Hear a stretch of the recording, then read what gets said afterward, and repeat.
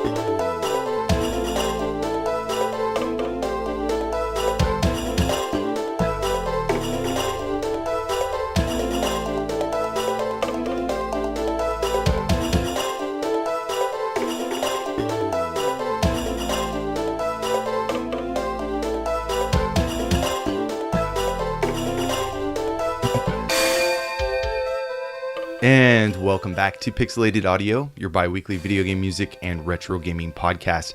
We are your hosts. I'm Brian, and this is James. Hey, everyone. I'm actually really excited today. We haven't done a dedicated expansion pack episode in, it feels like, forever. Yeah, so this is expansion pack 17, and you're right, we did like the VGM Rips episode, our Extra Life episode, and we've kind of been using those as kind of I guess a way to usher in a bunch of tracks that we normally wouldn't pick. Right. But we haven't actually done an expansion pack. Well, we haven't done one this year. So. Right. So, no, I'm excited because I've just been storing a bunch of tracks. I mean, we could record like 12 expansion packs today because I have so many tracks lined up that I'm really excited to share. But yeah, tell us about this track that brought us in. All right, so that first track that we opened the show with is from Dragon Saber, After Story of Dragon Spirit, which is the full title of that game, but it's mostly known as just Dragon Saber. The track was composed by Shinji Hosoe, which we've had on the show before many times, and actually we've even had a Dragon Saber track from that VGM Rips episode, so we're gonna have to be a little careful we don't cover too much of this game. Or we'll just play the whole soundtrack, just randomly. Yeah, I mean, this is a game that deserves an entire spotlight. This entire soundtrack is excellent. That track was just blew me away. Yeah, when you said we had a lot of Shinji Hosoe on the show, I was thinking he is someone who would be awesome to have on the show, actually. Maybe one day. Yeah, that would be quite amazing. Yeah, this track was incredible, though. Great pick. I think the thing that shines to me the most was that ambient percussion. Mm-hmm. It's a lot of wood blocks, kind of echoing. Makes it feel like you're in this, almost like this, like a forest. Mm-hmm. And there's just little tiny ambient noises going off. I really like that. Yeah. The slap bass in there that comes in, it's so smooth. Yeah, towards the end. Yeah, it's so smooth, but it doesn't take away from that really kind of rustic, like I said, ambient feel. Mm-hmm. Yeah, no, it was a dark dramatic track that just took its time. I love the echoes. I love those really like shrill, sustained notes with that kind of like keyboard or saxophone type instrument that was going on. I mean, it was just mellow, and I love the part towards the end where there's kind of like that ticky-tock kind of sound that's going in stereo, and then that's when that slap bass kind of comes in, and they just worked well together, and it gave me such a cool feeling. Yeah. So cool way to start the show. A little bit dark. Yeah. I was telling you, this kind of matched my mood this morning, I guess. So Didn't want to get out of bed. Yeah. Just kind of lay there and just listen to Dragon Saber. Yeah. Oh, I mean, this entire soundtrack, like I said, is amazing. So that track was called Ultima. I don't know if I mentioned that earlier, but it was on the Namco System 2 arcade hardware. Came out in 1990, developed and published by Namco, and is a combination of the YM2151 and the Namco C140 chips. So right. An awesome combination. This is such a cool soundtrack that has so many little like light touches, like you were saying, that has all these little kind of flares going off and on here and there that just add a lot. Yeah, no, this is an all-star soundtrack with a really awesome chipset behind it. You got the FM synth paired with that 24-channel, PCM chip that, I mean, you almost can't get much more awesome than that. That's just right. Such a cool pairing because you get the very rich PCM samples, but then you get that true FM tone caked right on top of it for all the melody, the bass, all that really FM rich stuff. And so it's really awesome. Did you play this game at all? Oh yeah, I've played it. I think we played it together. Yeah, times, right? yeah, it's definitely a 2-player game. It's and for anyone that hasn't ever played it, I'm surprised because you get to play as a dragon, flying around shooting stuff. It's a vertical scrolling arcade shooter, so that's always cool. The music's great, and it's just got an interesting look and sound, and it's been ported to a lot of different stuff. So you have had possibly a few different ways to play it, which has been nice. I know the PC Engine version is pretty good too. Yeah, was PC Engine in 1991. It came to the PlayStation in 1997, and then it even came to the Wii Virtual Console in 2008. So there's been a couple different ways to play it outside the arcade, which is always probably the most fun way to play it, but it's also the hardest to find because you got to find an arcade that has one. So. right. I don't remember seeing it at California Extreme. Yeah, no, I don't think I've ever seen this one out in the wild. I've never actually gotten to play it other than on our custom arcades that we built here. Yeah, I mean, I wish I could say that I've seen this out in the wild before, but my memory's not that good. Maybe I did, maybe I didn't. I don't know. Yeah. Who knows? Yeah, so like I said, Shinji Hosoe has been on the show a bunch. He was actually on that VGM Rips episode a couple times from different games that he's done. I think we played tracks from Ridge Racer that he did. Right. There's also games like Dirt Dash, Street Fighter EX, and just so much more. I mean, he's one of the most amazingly skilled composers that you come across. So yeah, he's one of the AAA guys. Yeah. So yeah, and CTR actually even said that Dragon Saber was probably his favorite Hosoe soundtrack. So yep, I remember. Yeah, very cool pick, dude. All right, ready to move on to the next track? I'm excited to see what you have for your first pick. So let me think what would pair well with this, because I was gonna go straight like chiptune, but maybe that's a little too harsh of a transition. A little bit harsh. You know what? Screw it. Let's just do it. All right. This is BGM 5, and it is from a game called Wonder Classic on the Wonder Swan.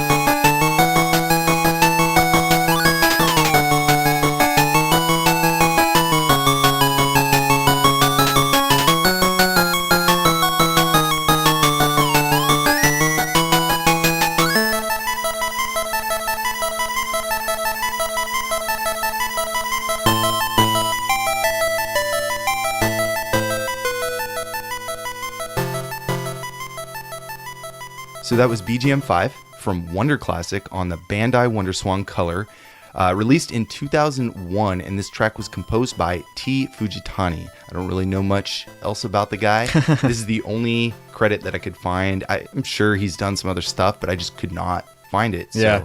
So that is about all I got for him. Yeah, what a cool track, though. I mean, it was super chiptune, but I think it did have kind of that same emotional tone as the Dragon Saber track, so I thought that it was a pretty nice pairing. Yeah, no, actually, that's kind of why I wanted to keep going. I was like, it is kind of dark. Yeah. I really, really like the...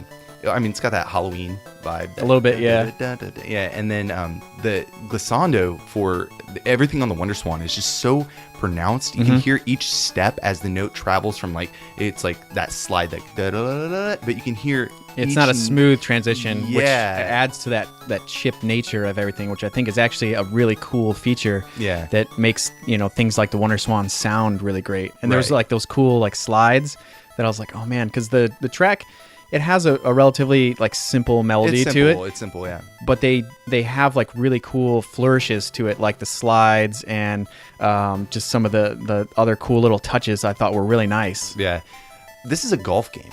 Nice. It's like really like a golf game. Okay. It's kind of dramatic for a golf game, but it's pretty hardcore. But the game is actually kind of fun. Yeah. It's I wouldn't say it's any no Neo Turf Masters, but it's interesting. It follows kind of the same principles, and this is made for the WonderSwan Color, so that's the way to do it. But we've talked about the WonderSwan. We had the Buffer's Evolution episode. We talked about the sound chip and stuff. Then it's a really cool system. It's got some little spotlight tracks and some spotlight games, I think, that are really make it unique and stand out from just all the other handhelds. And there is a lot of so-so stuff on the WonderSwan, but there's some really awesome gems too. Yeah, and it's always a great system to bring to the US for people to listen to, because a lot of people don't have hardly any experience with it unless you are really into like Japanese games and stuff. So yeah, it's a very small niche crowd here, but there's a big fandom around it. So, me and you are fans, and there's a lot of other people out there that are really into not just the chip tune nature of it, more like the games, just the obscurity, I think, that surrounds it. But yeah, Wonder Classic is a golf game developed by Yoshida Yama Workshop and published by Bandai. It was released in Japan in 2001. Like I said, the game follows similar format, similar rules as like your Hot Shots. Neo Turf Master, kind of similar thing there. It's a little more simple. It plays vertical. Oh, I was going to ask that. Does it play vertical or horizontal? That could be pretty cool. It plays vertical, so you have a little bit more screen real estate. So in the Neo Turf Masters episode, we had talked about how they really made use of the kind of widescreen format, or the 3x4 format, and or 4x3 format.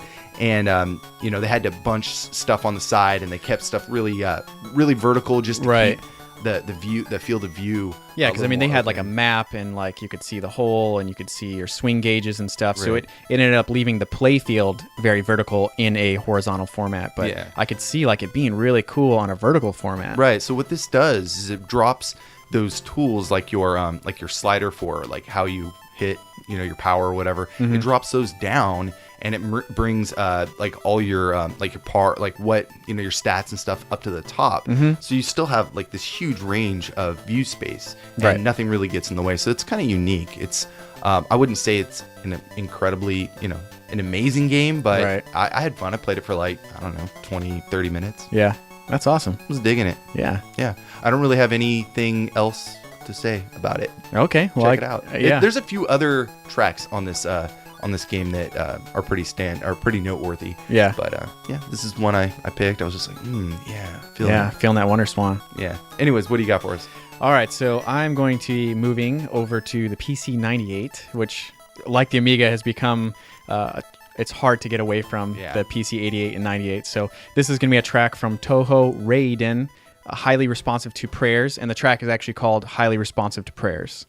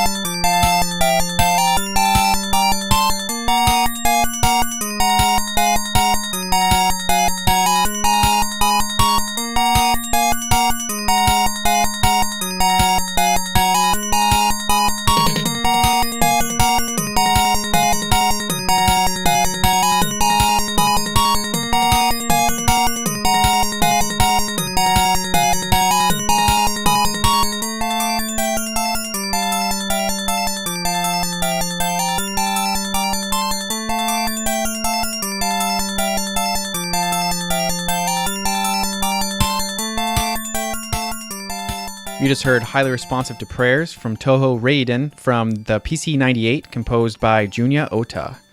Zune. Yeah.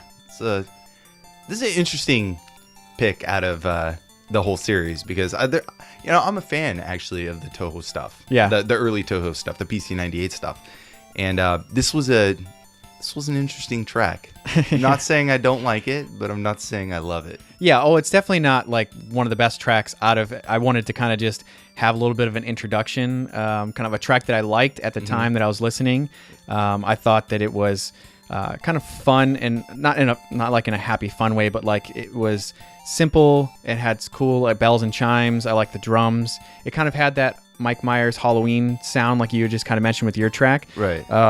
But I liked how it kind of changed key or whatever to sound more or less urgent. And then later on, I liked how more drums came in. I thought it was kind of a cool transition in a track that doesn't really stray too far from the beginning of the track, which I thought it was kind of neat because we play a lot of music where the song kind of goes off in a whole different direction, but this kind of stays pretty true throughout the entire. We got plenty of that ahead of us. Yeah.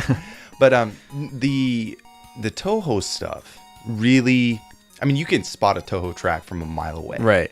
I've listened to all the first five on PC 98 multiple times. Right.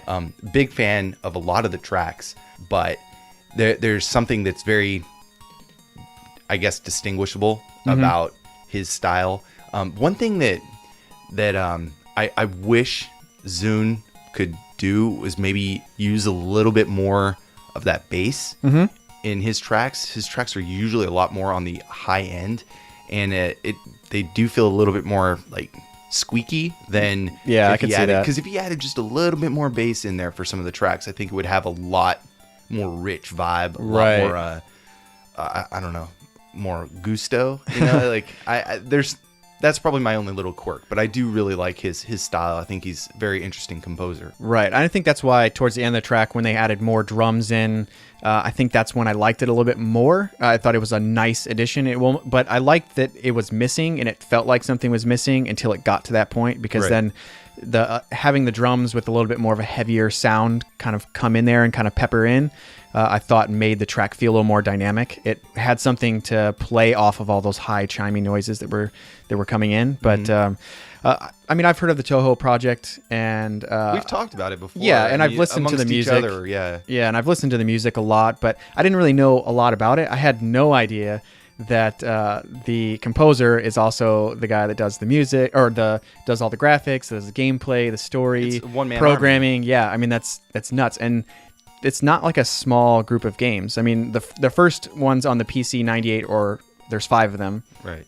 But then once he moved to the PC era of gaming, I mean, there's like 15 or 20 games. I mean, there's a ridiculous amount of games. So, and they all are pretty cool. The thing that I liked about this one that stood out to me was that it was a little bit different in the Touhou series than the rest of the games. This one is not a like maniac shooter. I don't know if I've played this one. I know I've played the later 2 on the PC 98, but I haven't played the first 3, I think. Yeah. I like I said, I don't know a whole lot about it. I've looked up some screenshots, and some of them did look a little familiar, and some of the other games in the Touhou series sounded familiar too. So, but I liked how this one is. It starts the series. It's the first game in the series, and the series evolved into something a little bit different than what this game was. But I liked how it had such a really cool start.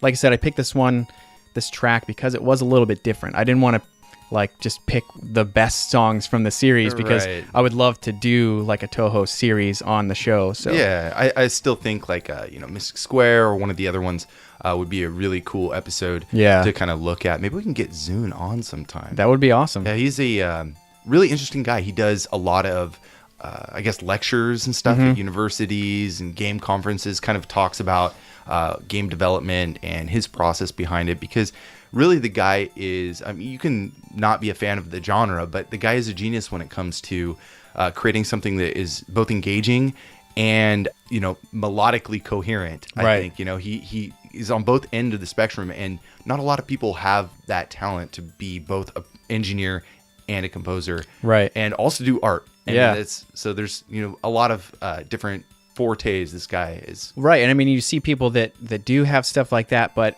to have this body of work that this guy has is insane. I mean, it's not just 1 or 2 games. I mean, it's like 20, 25 games or so, and he's still doing stuff, which is pretty nuts. I mean, the last game that was released was in August of 2015. So, I mean, this guy is still extremely active. Yeah. So, and before we move on to your next track, I just wanted to mention this game came out in 1996, like I said, on the PC 98. Which now this came out on the PC 98, right? But this is the only one, I believe, that only has an OPNA soundtrack. I think his other games have both OPN and OPNA. Yeah, like I was gonna say, the YM2608, one of our favorites. But sure sounds like an OPN track. It's like he almost didn't need those extra rhythm channels and stuff. But yeah, whatever. It's right. cool. No, like I said, it kind of stuck out. So I thought it was pretty fun. Yeah. All right, you ready to move on? Yeah. We're gonna fast forward to a 3DS game. Nice. That's pretty modern. Pretty modern, yeah. I came across this. I don't know how I found this, but it's really awesome. It's called My Horse 3D, and the track is called Minigame. Nice.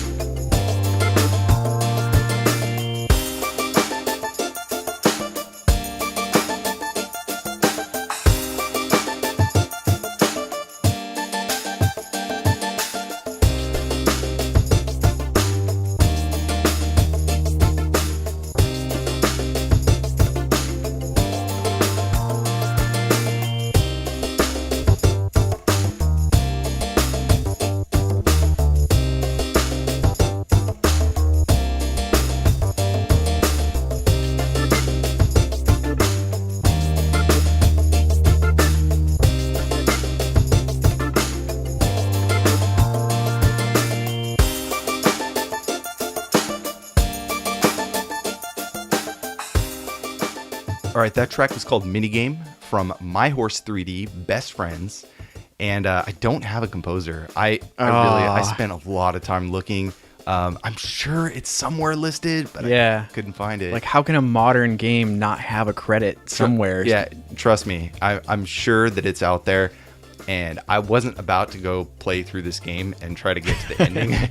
But no, it was a really cool track. I really like the rhythm, very kind of jazzy. I love the bass, really kind of deep, rich tones. Yeah. And you got the steel string guitar just playing its little like da da da da da da da da. I don't know. I was just a cool track, man. Yeah, I liked how there was those parts that were very kind of start and stops, kind of like the notes didn't trail, but then there was the really mellow, kind of really super rich, deep bass. I like the bongo sounds. I thought that was really cool. I've always been kind of partial to bongos for some reason.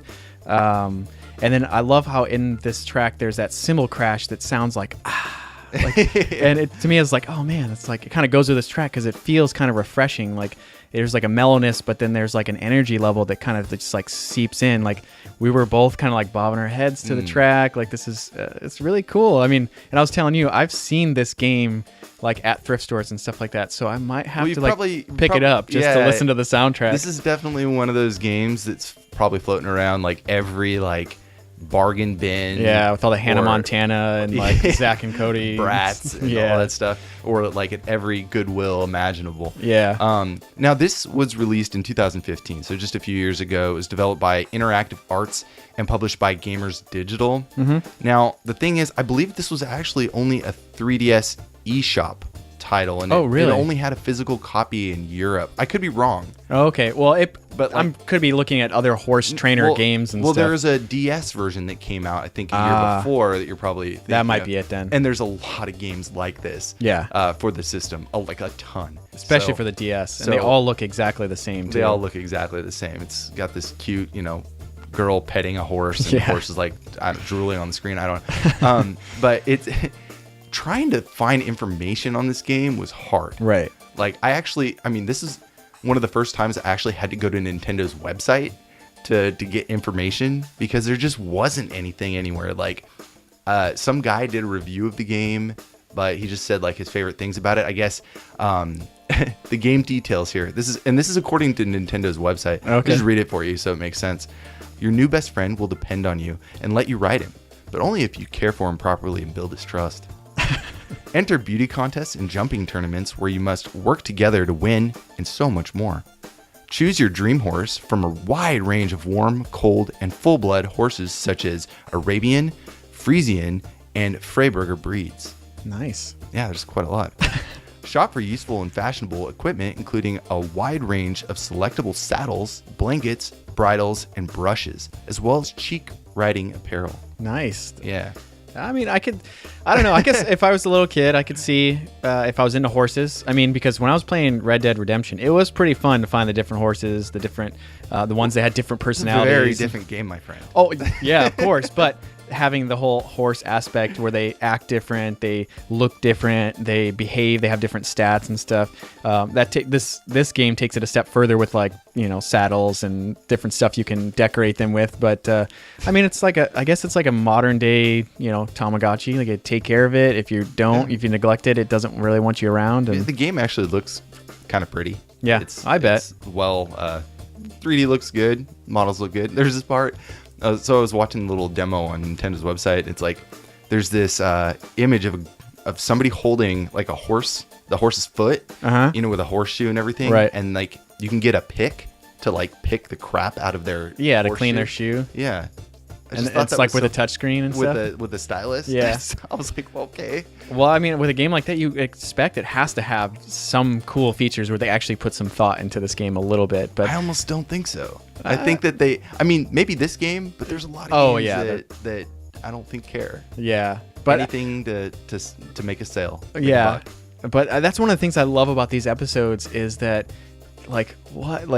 the horse training 3DS game, but the music is so incredibly good. That is so awesome. Yeah. And you too can join the fun for only $4.99 on the Nintendo eShop. Wow, that's not a bad price. Too bad it doesn't come with just the soundtrack only. I would pay $4.99 just for the soundtrack. Oh. I'm gonna go to your 3DS later. I'm gonna see that right under the title screen. I know it. Or you're gonna see when you look at your friends list and what they're playing or what they last played, and it's gonna say this game. It's your activity log. You know how it says how many hours. It's James puts in like 40 hours and my horse friend, best friend. Yeah, I'll be like, Brian, I just caught this really rare horse. I'm training it right now. It's so great. I'm brushing it, dude. Check this out. I braided its hair.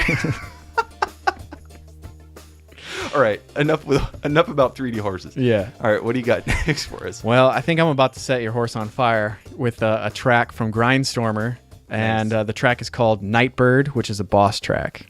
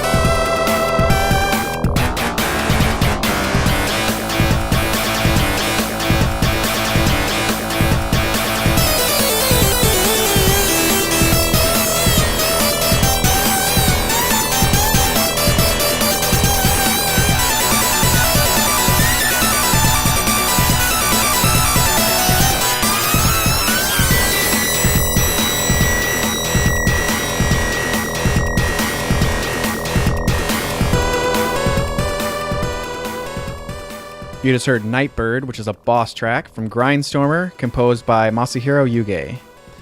This is a face-melting track. You were right, man. Sorry about your horse. No, I loved it, man. I really do, and I love the soundtrack. Yeah. To be fair, it's excellent. So yeah. As soon as you said Grindstorm, I was like, sweet.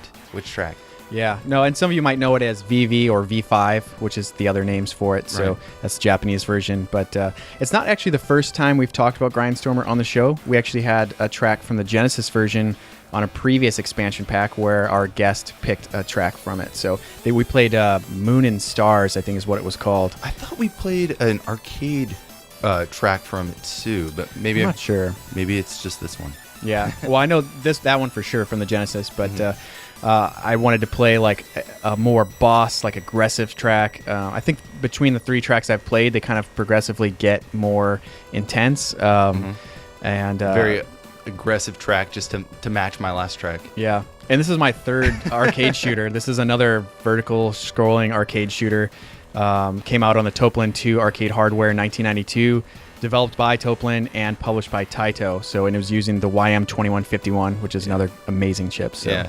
Again, it's, the 2151 paired up with like an Oki chip or the C140 or something is really awesome. By itself, though, it does shine. It does stand out. It's a little bit, maybe a little bit more anemic because they're really relying on just the high FM synth to kind of carry the tune. Right. So it doesn't have the same meat behind it, maybe.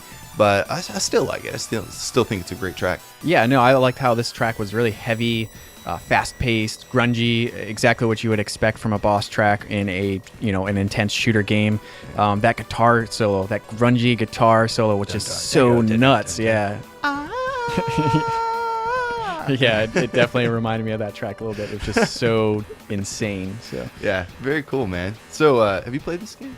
Oh yeah. I popped this on our arcades. I think I went through like a phase where all I played was vertical shooters for a month or so. I think we all go through that phase, James. Yeah, once you get them all, you can't like not play them because they're even though a lot of them play very similar. There's different insane aspects of each game, like being chased by a giant like robot dinosaur or destroying massive amounts of tanks on the ground and stuff. I mean, there's so much variety in the genre. Yeah, they all have their certain kind of quip that sets them apart. Yeah, but they all have that insane intensity where like if you survive for like 30 seconds, you're like, how did I do that? That was insane. I slipped between all these different bullets and then I blew up. So it's always pretty fun. Yeah, I like that moment when you're like, oh my god, like your brain kind of shuts off and your hand is just doing all the motions and you're like making your way through just swarms of enemies and bullets and you're thinking to yourself, your brain kind of stops and you're thinking to yourself, you're like, how am I doing this? Yeah. Like, is this really happening? How am I doing this? I am amazing. And then you blow up. Yeah, then you blow up. But yeah, when I play these games, I kind of zone out and I kind of let my eyes kind of glaze over and I'm not really focusing on anything, so I can let my peripheral vision kind of take in more. So I can't really focus in on anything, and then I'm just kind of like not moving my eyes, just like staring at one spot but not really staring. And but they're always so fun and so colorful. I'm so glad I don't have like epilepsy or anything, so yeah, I wouldn't be able to play these games. So tell me a little bit about Masahiko Yuge. An amazing composer. It's done a lot of really cool games. James. Yeah, so we have Twin Cobra on the arcade in NES, Truxton 2, Zero Wing, Knuckle Bash. I mean, a lot of really intense games. So you could definitely see that he has a lot of experience in this genre. Yeah. Zero Wing is an awesome soundtrack. Yeah. So many of these games have awesome soundtracks. Anyways, you ready to move on? Yeah. You got all of it out on the table? Everything you want to say about... Oh, yeah. I mean, I could go on all day. I think Grindstormer is it's a game that, like many of these other arcade shooters, we could do an entire episode on, especially with the arcade and Genesis version. And but I think I'm ready to move on and see what you picked for your third track. You know what I was thinking?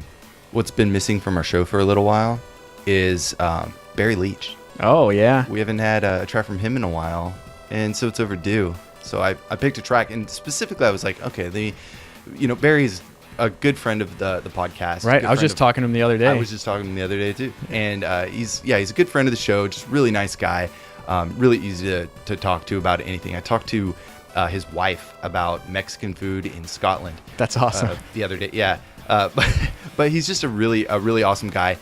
And I was thinking, like, let me go through all the stuff that he has sent me, because he sent me all the original files of his work. And so I was just kind of going through it when I was working, and this track came on, and I knew the track and I've heard it a million times, but I really wanted to play it today. It's from TFX, and the track is called Anarchy, or it's the intro track.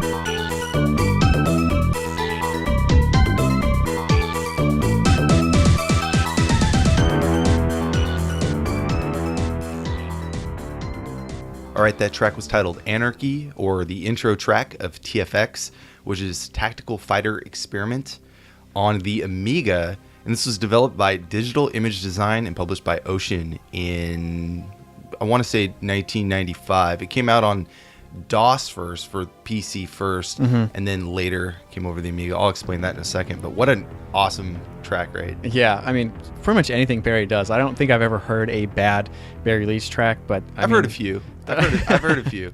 I'll tell them straight up. There's a few tracks I'm like, yeah, I'm not really feeling this one, dude. But yeah, this was like really cool. It had that classic, or like that like typical Amiga slow start. Like because the tracks are so long, they can kind of just let it build up slowly. But once it gets going, this track just continues to impress. Like new thing after new thing.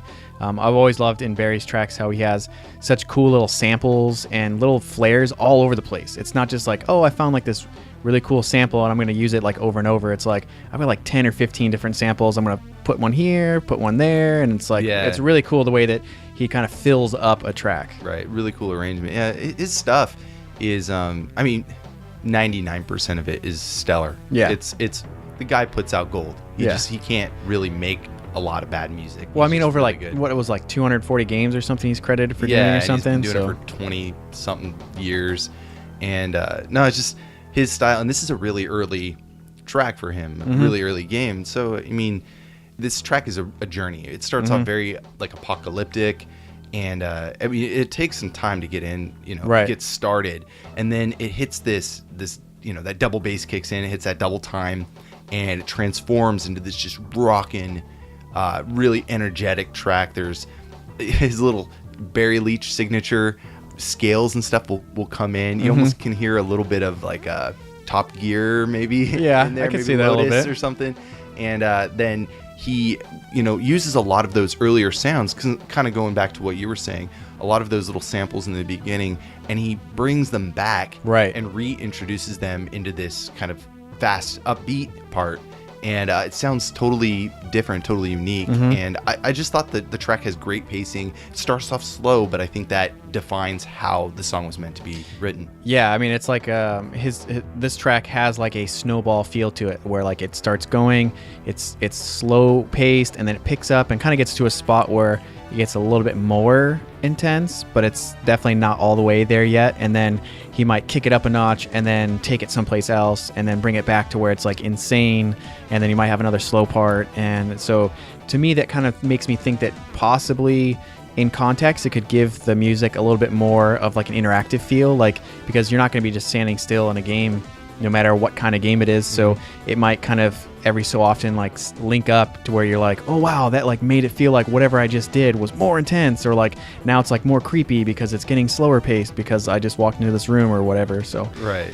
Well, let me tell you a little bit about this track.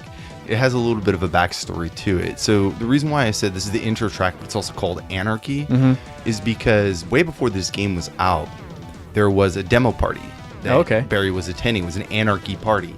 He wanted to do a track, so he, bust his butt trying to get this track ready, presented it at the party, and he told me, he's like, I think the competition was rigged because all the Anarchy members, their tracks, everybody was voting for each other, and their tracks were way up, and his didn't do so hot. This track was meant for that Anarchy party. That's awesome. He later on was like, oh, well, this is still a great track, so I'm going to reuse it in the game. And that's how it made its way into TFX. But it's funny because this game actually never really, it had some hardships. And TFX, if you've never played it, it's quite an impressive tactical flight simulator. So you can like design your aircraft. You have to prep everything before you get going. I'm not really that great at these flight simulators, so I didn't get that far. I couldn't even take off, but I give it a shot. Yeah, well, like a lot of those like really detailed simulation games, there seems to be a lot of the flight ones, but there's all kinds of other games where it's like you have to actually pretty much be in that field in your real life to understand everything that's going on. There's a lot of racing games that are like that, to where like you have to understand all the parts, and like you said with the flying, like prep work, probably making sure everything's clear to go, this is working properly, these gauges are working, what all these little buttons are doing. And I can imagine having a game like on the Amiga that has a keyboard and everything all there, that there was probably a ton of settings and things just going on, and you would kind of have to have like a an aviation degree or something like that to be like, I really like this game. It's awesome. You have to be into flight simulators, and if you were into flight simulators at all, like Ryan Brunk, who we've had on the show before. Okay, cool. Well, he was a pilot. He's not. I guess I didn't know that. Yeah, he's not actively flying now, but anyways, he is. His dad was a pilot, and so he was really into like flight simulation. He had like the huge yoke, like really professional, expensive yoke to plug into the computer. And anyways, if you're into flight simulation, Digital Image Designs was like the company that did it. They put out a lot of stuff. They did like Aces of the Pacific and a few other different games that are like really well known for that genre during the time period. But this game, like I was saying earlier, it originally came out for DOS in 1993, and the Amiga version, they were trying to tweak it to get it to run because the specs on the 1200, A1200 just weren't quite there. They didn't get the programming down correctly, so they spent a little extra time with it and optimized and all that stuff for the hardware. But finally, in April 1995, all these magazines started getting their hands on like early copies of the Amiga version, and so they're like, well, it's late in the game, let's just put this out. And then in 1997, they went ahead and released it as part of a CD. They kind of gave it away for free for Commodore User Amiga Magazine in the UK. So that was actually the only way the game came out. 1997, 1993 DOS. That's a huge span. Yeah, that's a lot of time put into a game that they eventually just kind of gave away. But this game, the soundtrack is stellar. This is one of the first few games, maybe one of the only well-known games that actually made use of the Creative Labs ASP and CSP chip found on the Sound Blaster 16s and the AWE32s. Barry also did a CD version, so it's like remastered, and he also did a MIDI version, so you can listen to it with MT32. It's just, he's done a lot of different versions of this soundtrack. But I wanted to play the Amiga. We haven't done an Amiga, and we always gotta we gotta have an Amiga. Yeah, it seems like we gotta have an Amiga and like a PC 88, 98 like track now. But Barry Leitch, we don't need to talk too much about him because we've had him on two different shows now. We had the Utopia episode, which was 16. He was our first guest, our first composer guest ever. Yeah, and then we had him on the Horizon Chase episode 34, I believe. And he's just done so much stuff. Super awesome guy. Gauntlet Legends, Rush 2, Top Gear, Spider, Eek the Cat, Kickoff, Lotus Turbo Challenge 2, Supercars. Yeah. The list goes on and on for this guy, and he's still making stuff today. So. Yeah, and we got to hang out with him at the the PlayStation Extreme, and then a year and a half ago, too. And then we hung out with him at Denny's. It's like having coffee at like 11 o'clock at night, talking about stuff in San Francisco. The only place open. Yeah. Anyways, if I got anything wrong there, he'll probably have to correct me. So. Cool track. Yeah. And let's move on to our when this is your last. Yeah, this will be my last track of this episode. Right. So it's gonna be from a system we haven't talked about, but I'll get into that after the track. This is from a game called Zeliard, and the track is called Subterranean City.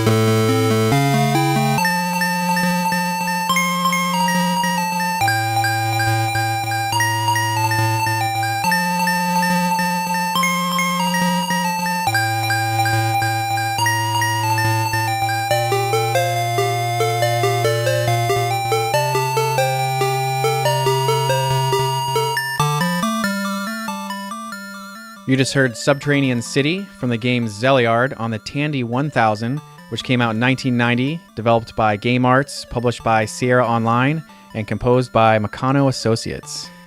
Awesome. I remember when we were doing the research for Alicia Dragon, this game popped up, and you had showed me this soundtrack just like a few days before. Yeah. And you're like, dude, you got to listen to this. And it's really awesome. Like, this is a really cool, this is maybe not my favorite track in the soundtrack, but it's still it's so neat. It's so fun.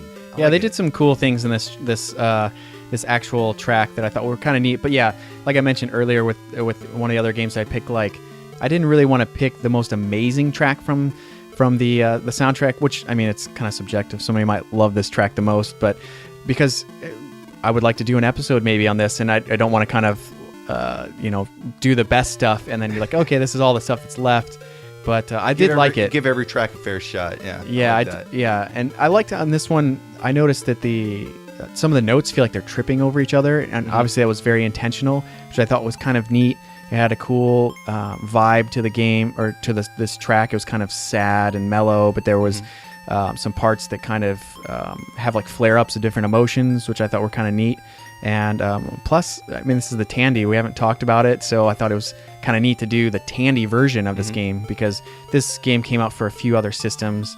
And I actually like the Tandy version better. There was a PC-88 version of this game, which the soundtrack is good. It's really good. But I kind of like the Tandy version of this track the most. Yeah. I had a Tandy growing up, actually. Oh, that's cool. Yeah, it was the very first machine that I started learning BASIC on. The very first one, before the Amiga, before C64, before all that stuff. The Tandy was the very first one. And I remember this music program that you could use. It was still like you were using BASIC, but it was specifically for music. And I remember having so much fun just playing, like making like one notes. I made like Mary Had a Little Lamb. I was really young. I was really young, and I don't know if it had the AY chip in it or not, but it was just a good experience. I had it hooked up to my TV, and me and my brother would just like look, I can make this sound. I can make it like louder. I can make it softer. I can make it bend this way, and it was a lot of good memories with that machine. I don't know what I did with it. I don't know if my dad threw it away or what, but I'd love to get that back. No, I would love to do a Tandy episode so we can dive into the history of the machine and what it kind of went through, because it's got a really cool history to it. But like I said, we'll save that for an actual episode. But I thought this was cool. This is the only game that I picked that is not a shooter. This is actually an action RPG. I haven't played it. Yeah, I haven't played it either. PC-88 was the original system it came out for. We'll have to try it out. Yeah. Oh, yeah, that'd be fun. Yeah, maybe do a playthrough, because we're doing these videos now. Our streams and stuff. Might be a good one to throw on. I think we should do all the expansion pack games as a stream. Just kind of go through. Yeah, that might be pretty fun. Sample them a little bit, let people see them in context, try them out, see what they look like being played, and. But yeah, I mean, this was pretty cool. So this, like I said, this wasn't the original version this game came out for. It also came out for the X1 in 1988. So this is actually like the third version of this game, the third port. So I thought maybe they had a little bit of time to play around with the sound. I liked how it was kind of clean. And like I said, those tripping notes kind of really stuck out to me. Yeah, I think the game was probably ported, because it looks like Sierra Online did the publishing on this. They might have ported it to the Tandy, because the Tandy wasn't a big thing over in Japan. So I'm wondering if the music, they used the same stuff from maybe like the X1 or the PC-88, and it was just really easy to port that over, because it's probably very similar in that sense, except this is using like the AY, right? So yeah, very interesting. You ready for our last track of the day? Yeah. I'm excited. Right. I mean, we only have one track left, so I'm curious as to what you picked. It's kind of an odd one. I really love this game. I was just playing it a little while ago, maybe a few hours before we started recording, and have a lot of fun with this title. I have the actual cue card, so you can guess it is a PC engine. And the track is called Title, or Laughing Ghost, and it's from Legend of Hero Tonma.